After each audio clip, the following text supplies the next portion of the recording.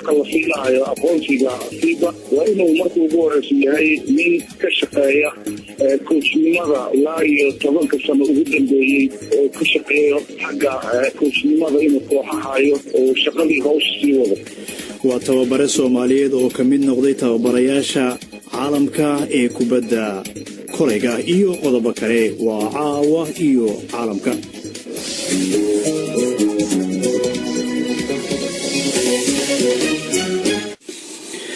waxaa ka mid noqday tababarayaasha caalamiga ee ciyaarta kubadda kolayga tababaraha xulka qaranka Soomaaliya.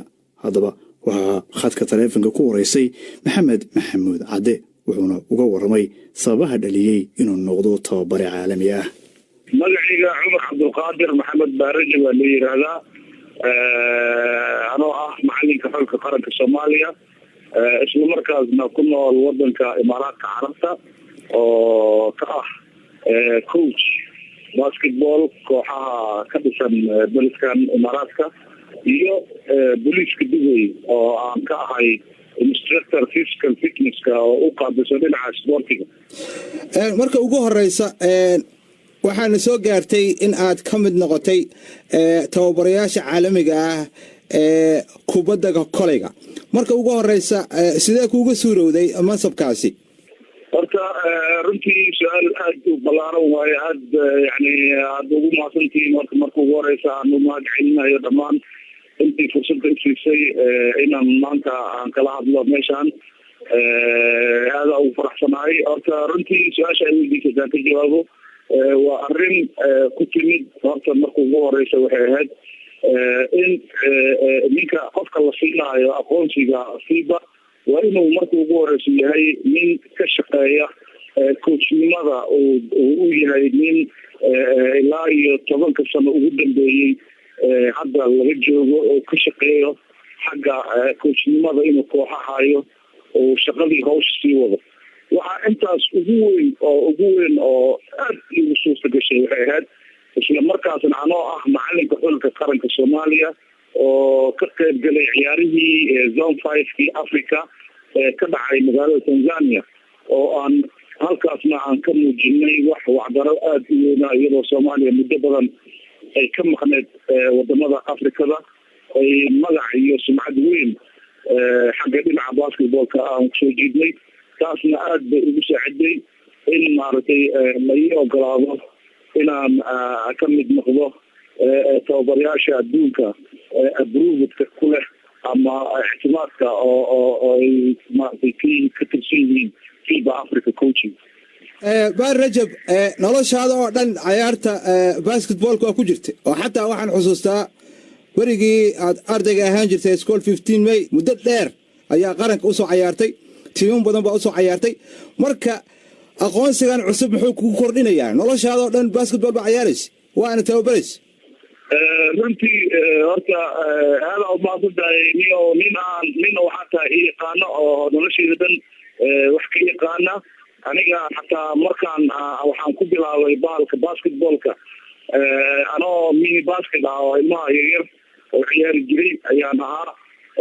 ciyaari jiray ka hor ciyaartooyda waaweyn markay ciyaarayaan, markii garoonka gruupka soo gala ka ciyaarta mini basket la dhahayo oo under 12 yearska ahaa baa kamid ahaa. kadibna dugsiyada dhexe baa ciyaarayay. kadibna waa taa aniga iyo adiga aan iskugu soo gaarnay oo dugsiga 15 May aan maaragtay dhiganayay, ayaan dugsi sare ahaa. markaas waxaan noqday macalinka kooxda 15 May. markaas baan bilaabay inaan macalin noqdo oon u noqdo ardayda ka ciyaarta 15 May, oo aan maaragtay haddana adduunka ay ku yaacsan yihiin oo meedad waaweyn oo hadda daaweyn oo caruur wada dhalay ah ayaan macalin u ahaan jiray waqtigaas.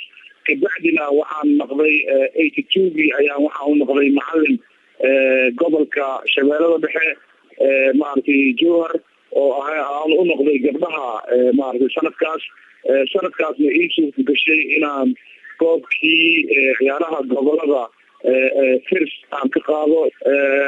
kadibna waa tii aan maaragtay haddana gobolka markana macalin baan ka noqday. kadib 83gii wixii ka dambeeyey ayaan waxaa la ii doortay inaan macalin u noqdo gabdhaha howlaha guud wasaaradda howlaha guud ee Kenya anoo isla markaasna ahaa kabtankii kooxda kubadda kolayga Kenya anoo ahaa ayaa haddana macallin noqday oo ii dheeraa inaa ahaa ciyaartooydii xulka qaranka Soomaaliya laga bilaabo 1979 ilaa aan wadanka ka soo tago 1988 aan ka mid ahaa maartay ciyaartooydii xulka qaranka marka nolosheedii oo dhan isboortiga ayaan kusoo dhamaystay tan aqoonsigana meehen aqoonsi lay aqoonsanayo inaa ahay min macallin aniga weligay macallin coach basketball baa ahaan jiray laakiin aqoonsigan waxay ka duwan tahay waa mid lagu gartay inaad tahay min macallin qaran oo ah coach caalami ah oo wax ka bixin kara instructor maaragtay clinic oo koorsooyin basketball aad ka samayn kartid adduunyada oo dhan sida Africa Soomaaliya aan wax ka bixin karo kaasi waxa uu ahaa tababare Baarajab oo u waramayay wariyaha BBC-da Maxamed Maxamuud.